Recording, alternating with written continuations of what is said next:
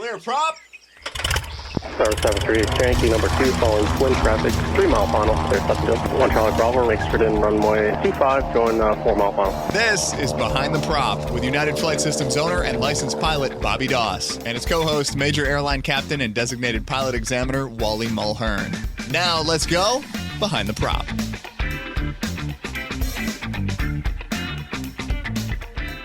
What's up, Wally?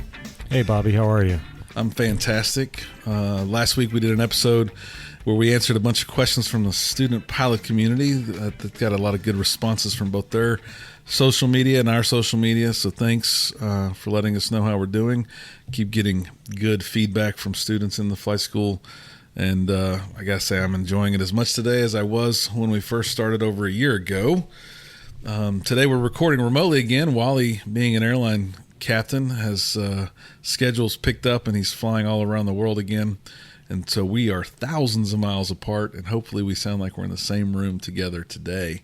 How's the weather where you are, Wally? It's actually dreary. I'm sitting in downtown San Francisco, and it's low overcast, rainy kind of a day.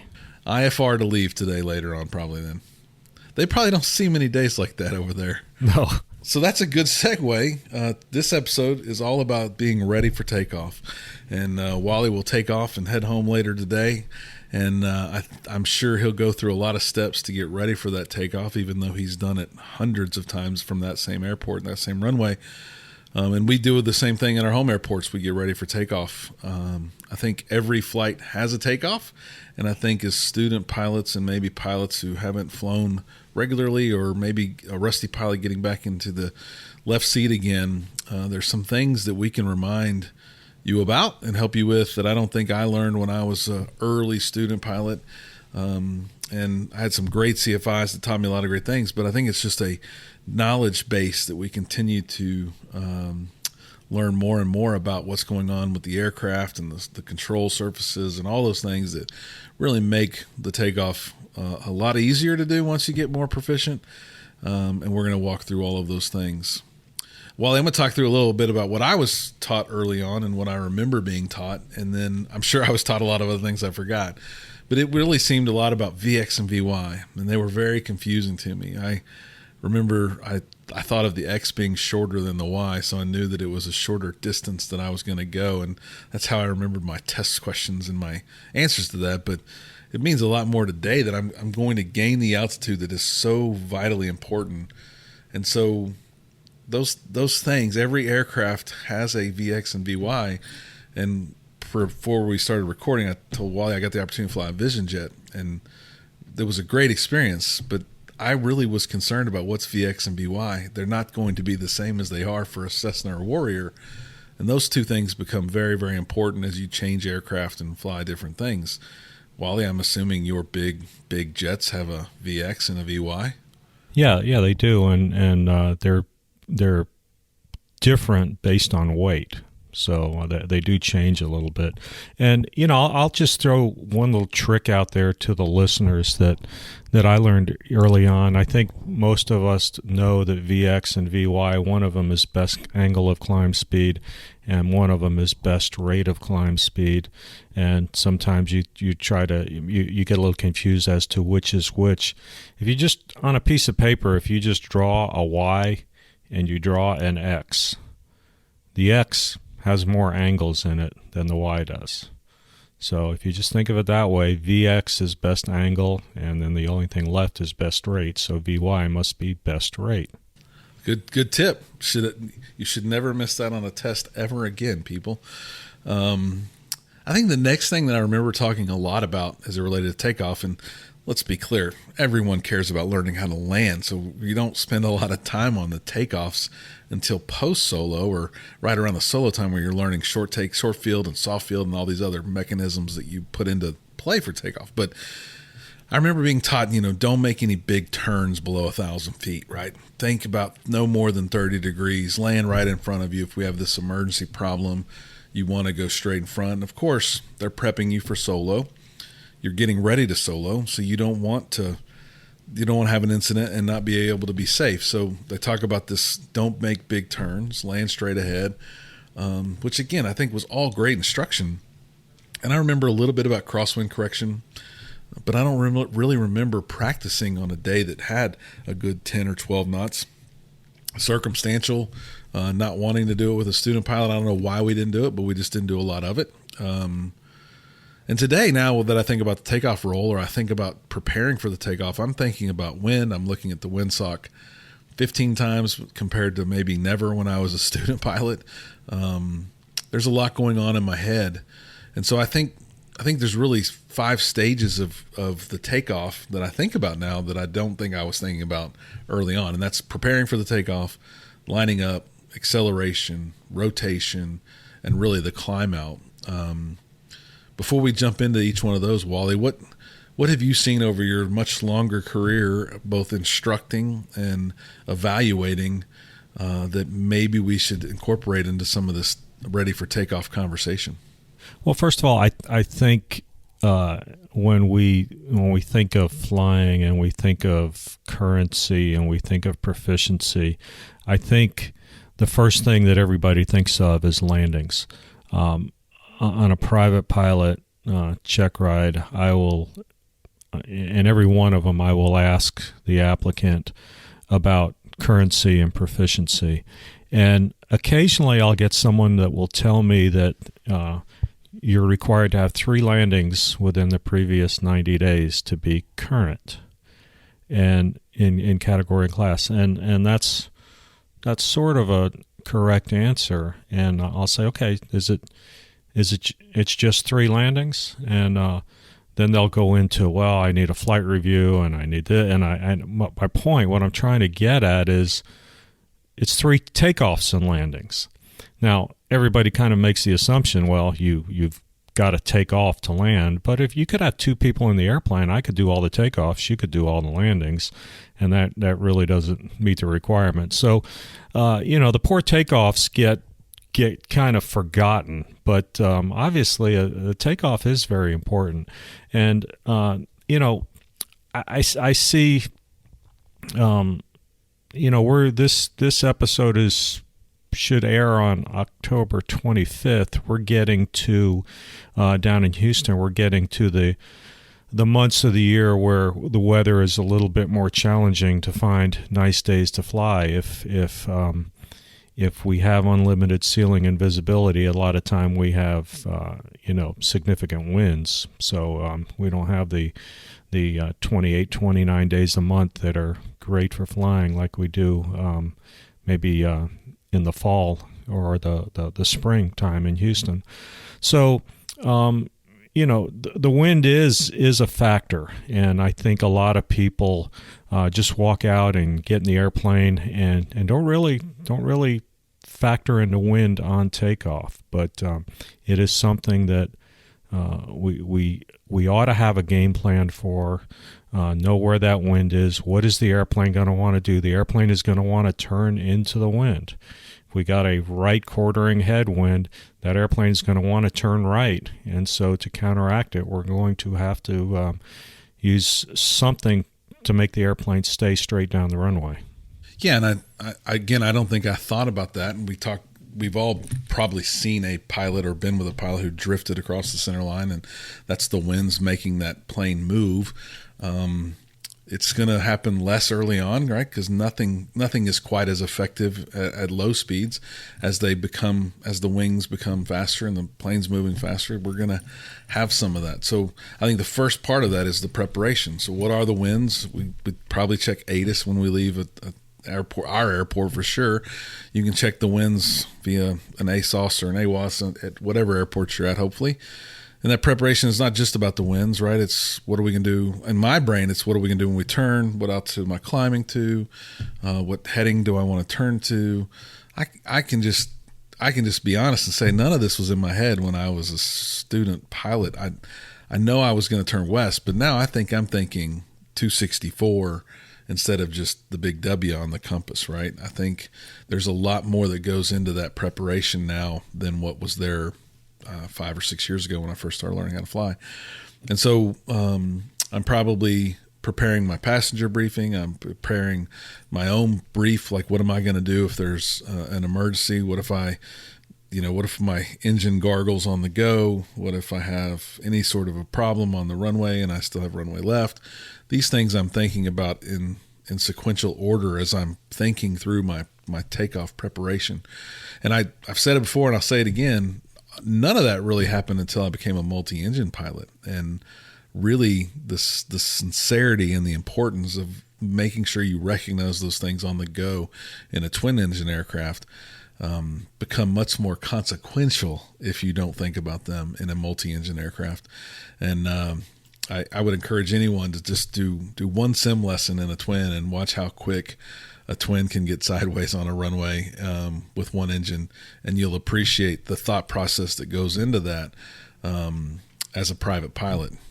So any other items you might think about preparing for, Wally? And this is before we get to the hold short line. I'm working through all these. Obviously, we're thinking about the taxi and the taxi diagram and all that, but when you get up, when you've done your prep, anything else that I might have missed? No, I think we got it. So now we're going to line up, and a lot of times I can always, when I got to my instrument training, I can remember my instructor saying over and over and over again, we are looking for a reason not to go. And I think I've said this before, but I think I hear people talking about trying to find a reason to go often. Students, they're excited, they want to fly, they want to go, they're trying to convince their instructors, yeah, we can go today. But I think the best advice is truly to find a reason not to go. So we're watching the instruments. You've lined up now. If you have any concern whatsoever, I would, from an instrument world, I think I learned to hold the brakes and put in power and check the instruments if they're moving in the right directions, letting those brakes off, making sure airspeed's coming alive, or I'm going to abort that takeoff. I assume you do something similar in a big jet, Wally. Do you guys hold the brakes, or do you just always go on the go, meaning a roll, more like a soft field takeoff in a big jet? Yeah, it's 98% of the time a rolling takeoff. There are some short field situations where we may hold the brakes, like at maybe Orange County, California, where it's a fairly short runway. So most of them are rolling takeoffs. I think I've experienced some pretty quick rolling takeoffs on Southwest flights down here. I think they have like a rodeo number they have to get to. They seem to taxi so fast off the taxiway and onto the runway. It feels like we're at a 20-degree bank when we're turning. But I think once you line up, I think you're thinking about some other things, and I think if you incorporate the mindset of you're looking for a reason not to go, that'd be great. If the oil pressure's not right, if the oil temperature's not right, if the RPMs aren't where you want them to be, if the airspeed's not coming alive exactly like you expect, you're looking for any reason not to go. And an aborted takeoff like that is such the best decision for any pilot, because you can always taxi back and take off again if you made a mistake. And let's preface this. We're talking about single engine airplanes, because in the larger multi-engine airplanes, we are definitely go oriented, and past 100 knots in a big airplane, a big jet, there are very few things that are going to make us reject the takeoff.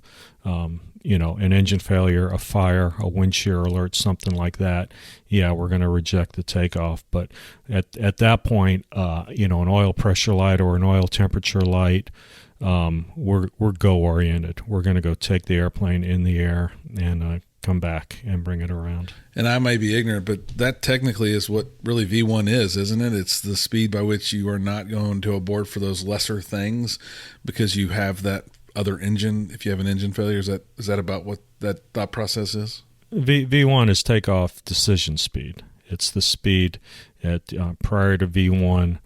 The data shows us that we can bring the airplane to a stop within the confines of the runway. After V1, maybe not. Maybe we can't. Well, we don't deal with that a lot in these Cessnas. I probably could take off and land 3 times on this one airport without ever leaving the runway, the runway environment, right? But all good things to learn and be thinking about, because, like I said, the multi-days are really where I learned a lot about this preparation and lineup thought process for sure. The next one that we talk through is really the acceleration phase. And maybe I just wasn't a good student, but I don't think I really started putting two and two together about the speed of the aircraft creating more wind on all the surfaces that I'm using to control the aircraft.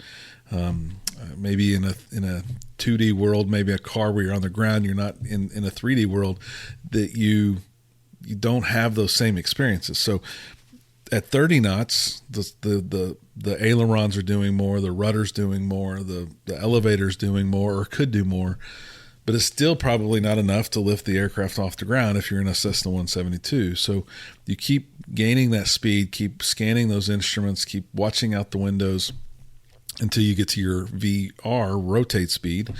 And at rotate speed, most these 172s is probably 55 knots.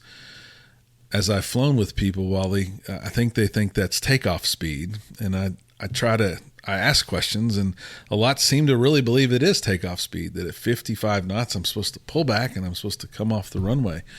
And that's a dangerous situation. That's really the power on stall practice that we're doing, right? You leave the ground at 55 knots, you're probably not going fast enough to maintain the lift that you need to stay in the air, and you might bounce again, causing bigger problems. But the rotate is you setting the angle of attack on those wings so that as you continue to gain speed, then you do create more lift. And I think it's easy to see. Go watch a video online of a 777 taking off or a 747 taking off. They rotate. That front nose is off the ground for hundreds of feet as it continues to barrel down the runway, picking up speed, and then ultimately lifting off.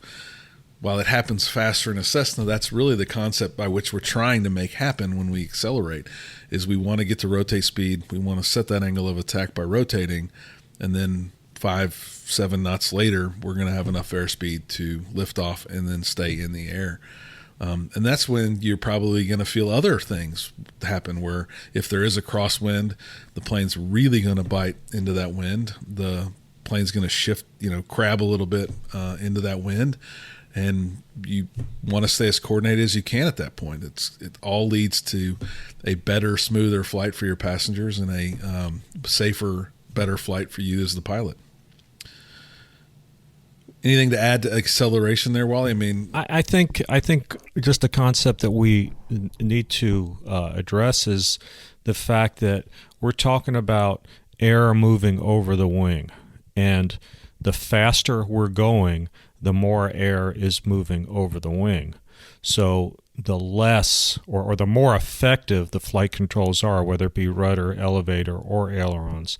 So it's very possible that on a crosswind takeoff, that as you start the takeoff roll, maybe you put in, I'm just making up numbers here, maybe you put in 60% aileron.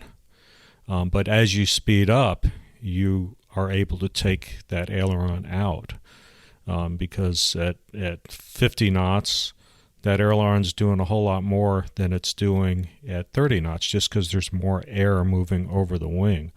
So, I'll ask people, well, if we're taking off and we've got a 40 degree quartering headwind at 12 knots, how much aileron do we need, or how much rudder do we need? And the answer is whatever it takes. Whatever it takes to keep that airplane on center line. I joke with a lot of the applicants. I will tell them that as a taxpayer, they pay for the entire runway. They can use the whole runway. They don't just have to use the left half of the runway, which we see a lot. So, put that airplane on the center line, hold it on the center line, and whatever it takes, whatever aileron and rudder you need to maintain that is what you need to use.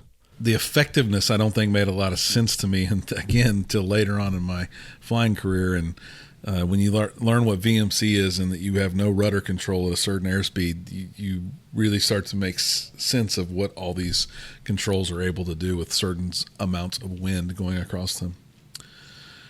And we talked a little bit about rotation too, right? We set that angle of attack, we take off, we start to climb, and then the next thing we're really thinking about, I'm thinking about, is an airspeed, right? I want to get an airspeed set preferably would like to trim for it as reasonably possible, as fast as possible.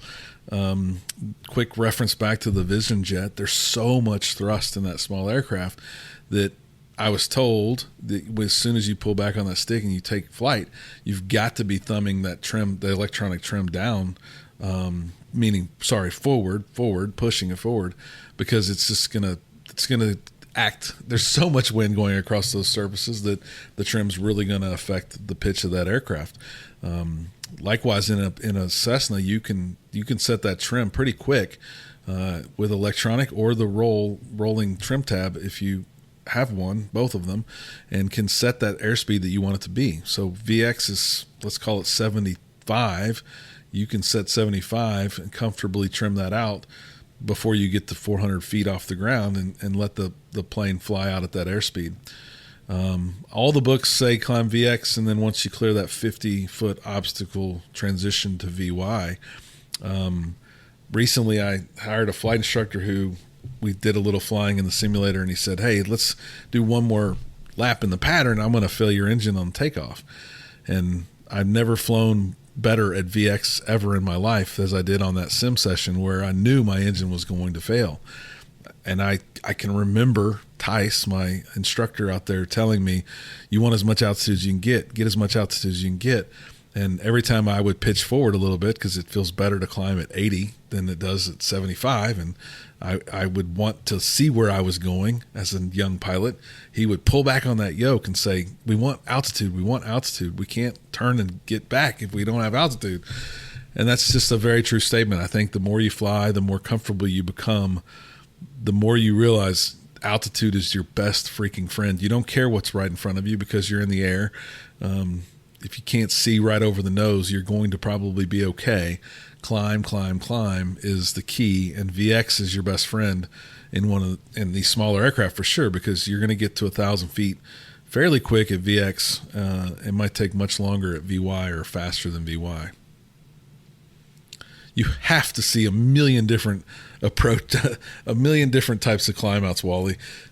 Share a story or something that's happened funny or fun that you look back and go, I can't believe a CFI would teach a candidate to do this. Well, I see so many people that like to climb out at a very, very high airspeed, very low angle of attack, and it just takes forever to get to traffic pattern altitude. And it's like you said. I mean, if I could, a typical private pilot check ride, we go out and we end up out in a practice area doing maneuvers, and we're usually around 3,000 feet or so AGL. But there are occasions where there may be a scattered layer of clouds and we have to get up higher. I've had check rides where we're up at 7,500 feet doing steep turns and stalls. And, at some point we do a simulated engine failure, and just the stress level of the applicant from that's 7,500 feet above the ground versus someone who's 1,500 feet above the ground is just remarkably different, and as it should be. I mean, 7,500 feet above the ground with a loss of an engine, you've probably got 10 to 12 to 15 minutes before we're going to touch down. 1,500 feet, maybe you got 2 to 3 minutes before we're going to touch down. So, altitude is time. Altitude is your friend. Now, the other side of that is, do we want to fly out at extremely low speed? No, I mean, you don't want to be below VX. And as you said, once you're clear of the obstacle, VY. But we want to get the airplane up to altitude in a fairly expeditious manner. And I venture to say that most people probably are not very comfortable climbing out at VX. It just maybe doesn't feel right. It can be pretty steep. Yeah, so as you're practicing landings, don't just come in and do 6-8 landings of just normal landings. Try different type landings. Let's say, hey, let me practice my short field technique. Let's try a soft field. at some point, if you are a private pilot, you've met the standard on all these maneuvers, but it's something that I think most of us say, well, that's a check ride thing. I'm never going to have to do a short field landing. Well, the fact is, if you have to do an emergency landing, it's probably going to be a short field landing. There aren't many 7,000-foot paved streets just out there, or smooth fields. It's probably going to be a short field landing if you have to do an emergency landing. Yeah, that's a really good point. And you never know, if you land, you might land somewhere where the bigger runway is damaged or shortened too. So be ready for those short options as well. And then if you do transition to VY, know what that number is, set it and own it. I think too often I hear stories and I hear things, and I've ridden with people where it's clear that the aircraft is flying the pilot and the pilot is not flying the aircraft. And you all, whether you're a student or you're a commercial pilot, you should all be able to point the plane and make it go where you want it to go, not the other way around, because that's a really big opportunity to get hurt if the aircraft is in control and you're not in control. I was going to say, I hear that a lot on check rides. I will say to someone, okay, well, what happened on this maneuver? Well, I don't know. The airplane was doing this. The airplane was doing that. I'm not sure what was happening. And I remind them, and I've said this on the show before, this is what my father taught me. When you put that seatbelt on, you're strapping the airplane to your back. You're the one who's in control. Make the airplane do what you want it to do. Yeah, I can remember one time in the pattern when I was solo. It was somewhat of a windy day. I think I was maybe doing right pattern instead of left pattern, and I just could not get the plane to turn. Now, you become a commercial pilot, you start really understanding more about left turning tendencies and how easy it is to do a left chandelle versus a right chandelle. And you start thinking about that traffic pattern back to those days when you're a private pilot. And I just could not get that plane to turn. And I came back and asked my instructor, I said, it was just really weird. I couldn't get the plane to turn. And he goes, you step on the right rudder and turn right? And I said, well, I did. I thought I did, but I was probably somewhat cautious with my pressing of the rudder and low and in the pattern. And I think he was trying to tell me that it's my job to turn that airplane. I'm not waiting for the airplane to turn. So it's much easier to turn a plane left than it is right, and it'll always be that way in a single engine prop plane in the United States. So you might have to give it a little bit more authority when you want to go right pattern. And I remember thinking the plane was flying me and how I did not like that feeling of the plane flying me. The last step to all this ready for takeoff stuff really is leveling off. And I think there's a tip that I learned that is going to save you time and money and lots of other things, and that is to pitch, power, and trim. So when you get to the altitude that you want to fly at, also let you own it. You stop it at that altitude, you level off at that altitude and own that altitude. And around here, we have a 2,000 foot class Bravo shelf above us. Most of us probably level off somewhere between 1,500 and 1,900. And I try and pick something different every time so that I'm not lazy and stuck on the same one with someone else. But if I'm going to climb and level off at 1,700 feet today, I'm going to climb to 17. I'm going to continue to climb until about 1,680. And then I'm going to push that nose forward at 1,700, leaving that throttle, full throttle, level off, let the airspeed build, back the throttle off to 2,300 RPMs, whatever I'm choosing to set based on my flight plan.